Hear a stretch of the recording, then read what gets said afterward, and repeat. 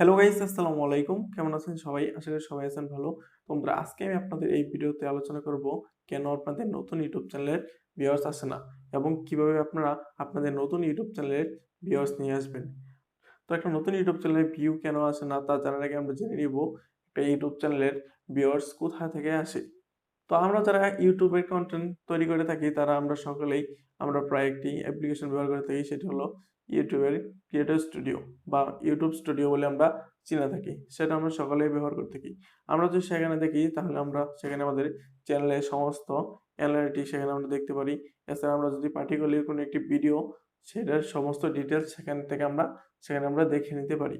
তো একটি ভিডিও সেখান থেকে আমরা দেখে নিতে পারি, তাহলে সেখানে আমরা দেখে নিতে পারবো যে সেখানে ট্রাফিক সোর্স আছে, ব্রাউজার ফিচার আছে, ইউটিউব সার্চ, এছাড়া আদার এক্সটার্নালস অনেকগুলো মাধ্যম আছে যেখান থেকে আমরা সেই ভিডিওর ভিউগুলো আমরা পেয়ে থাকি। তো সাধারণত একটি নতুন ইউটিউব চ্যানেলে সেখানে ব্রাউজার ফিচার থেকে ভিউ সবচেয়ে কম আসে, কারণ হলো তার চ্যানেলটা সাবস্ক্রাইবার খুব কম থাকে।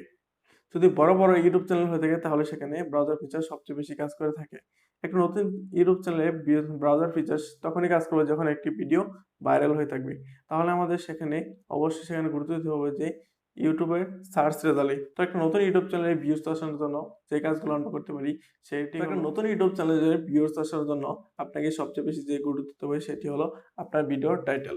আপনার ভিডিওর টাইটেলটা এমনভাবে সাজাতে হবে যেন দর্শকরা যে বিষয়ে সার্চ করে সেটি কিওয়ার্ডগুলো যাতে আপনার কিওয়ার্ডের সাথে মিল থাকে, যাতে সহজে আপনার ভিডিওটা র‍্যাংকে চলে আসে। তো এটি কিভাবে করবেন? তো আপনার টাইটেল বা এমনভাবে বসাবেন, যদি আপনি চান আপনি টিউব বা ডেরিভেশন ব্যবহার করতে পারেন, যেটা আপনি যেই টাইটেলটা আপনি দিতে চান সেটি দিয়ে আপনি চেক করে নিতে পারেন যে আপনার সেই টাইটেলটি কত পার্সেন্ট সাজেস্টে, কত পার্সেন্ট আছে, কত পার্সেন্ট মানুষের চাহিদা আছে, কত পার্সেন্ট সার্চ রেজাল্টে আসে, সেটি আপনি সেখান থেকে চেক করে নিয়ে তারপর আপনি সেই আপনার ভিডিওতে সেখানে বসিয়ে নিতে পারেন, যাতে আপনার টাইটেলটা ভিডিওর চাহিদা মতো। ২ নম্বর অপশনটা প্রায় একই, সেটা হলো আপনার ভিডিও ট্যাগ।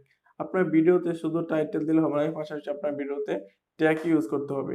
যদি আপনি চান আপনার ভিডিওতে সেই ভাইরাল ট্যাগগুলো ইউজ করতে পারেন, তো ভাইরাল ট্যাগ কিভাবে ব্যবহার করবেন সেটি নিয়ে আমাদের চ্যানেলে ভিডিও আছে। আপনি চাইলে এই ভিডিওর আই বাটন অথবা ভিডিও ডেসক্রিপশন বক্স থেকে দেখে নিতে পারেন কিভাবে ভিডিওতে ভাইরাল ট্যাগ ব্যবহার করতে হয়। ভাইরাল ট্যাগগুলো ব্যবহার করলে যে ভিডিওগুলো অলরেডি ইউটিউবে ভাইরাল আছে, সেই ভিডিওর মধ্যে আপনার সেই ভিডিওর মধ্যেও সেগুলো সাজেস্টে যাবে। সার্চ রেজাল্ট করলে সেই সার্চ রেজাল্টেও আপনার সেই ভিডিওটা তারপরেই চলে আসবে। তাহলে আপনার সেই ভিউয়ার্স গুলো সেখান থেকে আপনার ভিডিওটা সার্চ করেও সেখান থেকে দেখে নিতে পারবে।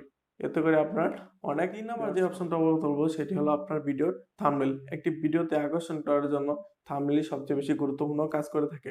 একজন নতুন ভিউয়ার যখন আপনার চ্যানেলটি সে ঘুরবে তখন যদি আপনার সেই ভিডিওটা তার সামনে আসে, তাহলে আপনার থাম্বনেল যত আকর্ষণ হবে তাহলে কিন্তু সে আপনার ভিডিওতে ক্লিক করবে। আপনার থাম্বনেলে এমন কিছু দিয়ে আকর্ষণ করতে হবে যাতে আপনার ভিউয়ার্সরা আপনার ভিডিওতে সেখানে ক্লিক করে থাকে। সেখানে ক্লিক হলে আপনার ভিডিও আস্তে, আস্তে সেখান থেকে ভাইরাল হবে। তো ৪ নাম্বার যে পয়েন্টের কথা বলবো সেটি হলো আপনার সার্চ রেজাল্টে নিয়ে আসা। আপনার ভিডিওর ট্যাগ, আপনার ভিডিওর টাইটেল, এছাড়া আপনার ভিডিওর যে ডেসক্রিপশন বক্স, আপনি চেষ্টা করবেন আপনার ভিডিওর টাইটেল, ট্যাগ, ডেসক্রিপশনে একই কিওয়ার্ড ব্যবহার করা। তাহলে আপনার ভিডিওটা সার্চ লিস্টে চলে আসবে। কোনো ভিউয়ার যদি সার্চ করে কোনো টাইটেল লেখে, যদি আপনার টাইটেল, ডেসক্রিপশন এবং ট্যাগের সাথে মিলে যায়, তাহলে আপনার ভিডিওটা ১ম এই চলে আসবে। তো বন্ধুরা, এরপর যে কথাটা উল্লেখ করব সেটি হলো অন্যের ভিডিও কপি না করা। আপনি অন্যের কনটেন্ট কপি করতে পারেন, কিন্তু আপনি অন্যের ভিডিও দেখে যদি হুবহু যদি সমস্ত স্ক্রিপ্ট যদি একইভাবে বলেন, তাহলে কোনো ভিউয়ার যদি আপনার চ্যানেলে আসে, সে যদি অন্য চ্যানেলে সাবস্ক্রাইবার হয়ে থাকে, সে যদি সেই অন্য ভিডিওটা দেখে থাকে, যদি আপনার সে স্ক্রিপ্টের সাথে দেখে থাকে, তাহলে সে কিন্তু বুঝে যাবে যে আপনি নতুন ইউটিউবার, আপনার সেই ভিডিওটা কিন্তু সে দেখবে না। সে কিন্তু বড় ইউটিউবারের যেগুলোতে বড় বেশি ভিউজ আছে সেই ভিডিওগুলো কিন্তু দেখবে। আপনি অন্যের ভিডিও কপি করতে পারেন, কিন্তু আপনি চেষ্টা করবেন আপনার নিজের মতো করে সেটি উপস্থাপন করতে। আপনি অনেকগুলো ভিডিও দেখে সেখান থেকে নিজের মতো করে আপনি সেখানে কনটেন্ট দিতে পারেন, যাতে সবার চেয়ে ভালো করে আপনি সেখানে নিজের ক্রিয়েটিভ দিয়ে সেখানে আপনি ভিডিও তৈরি করতে পারেন। তো এরপর যে কথাটা উল্লেখ করব সেটি হলো দর্শকদের সঠিকভাবে বোঝানো। আপনি যেই কনটেন্ট নিয়ে কাজ করেন না কেন, যেটি নিয়ে টিউটোরিয়াল দেন না কেন, আপনার ভিউয়ারদের সঠিকভাবে বোঝাতে হবে যে আপনি কি তাদের বোঝাতে চাচ্ছেন। এরপর যে কথাটা উল্লেখ করব সেটি হলো আপনার ভিডিও লিঙ্ক শেয়ার করা। আপনি যেখানে সেখানে জায়গা থেকে সেই লিঙ্কটি শেয়ার করবেন না। আপনার টার্গেট করতে হবে যে আপনার ভিডিওটি দেখবে, শুধুমাত্র তার কাছে শেয়ার করা। তারপর যদি আপনার ভিডিওতে যদি না আসে তাহলে আপনি আপনার ফেসবুকে হলেও সেগুলো শেয়ার করতে পারেন। এছাড়া আপনি যদি আপনার ভিডিও বেশি দর্শকের কাছে আনতে চান, আপনি একটি কাজ করতে পারেন। আপনি আপনার পরিবারের যে মোবাইল অথবা আপনার বন্ধু-বান্ধবের যে মোবাইলগুলো আছে, সেগুলো ভিডিও আপলোড করার কিছুক্ষণ পরে অথবা ভিডিও আপলোড করার পরেই আপনি সেগুলো সার্চ করে সেই ভিডিওটা সমস্ত অংশটুকু প্লে করে নিতে পারেন। যাতে করে YouTube বুঝে যাবে যে আপনার ভিডিওটি খুবই গুরুত্বপূর্ণ।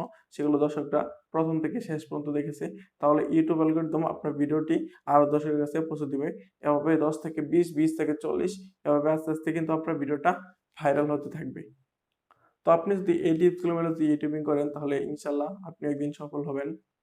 তো বন্ধুরা এই ছিল আমাদের ভিডিওটি। যদি ভিডিওটি ভালো লাগে ভিডিওতে অবশ্যই একটি লাইক করুন, কমেন্ট করুন এবং আপনি যদি আমাদের চ্যানেলে নতুন হয়ে থাকেন তাহলে অবশ্যই আমাদের চ্যানেলটি সাবস্ক্রাইব করুন।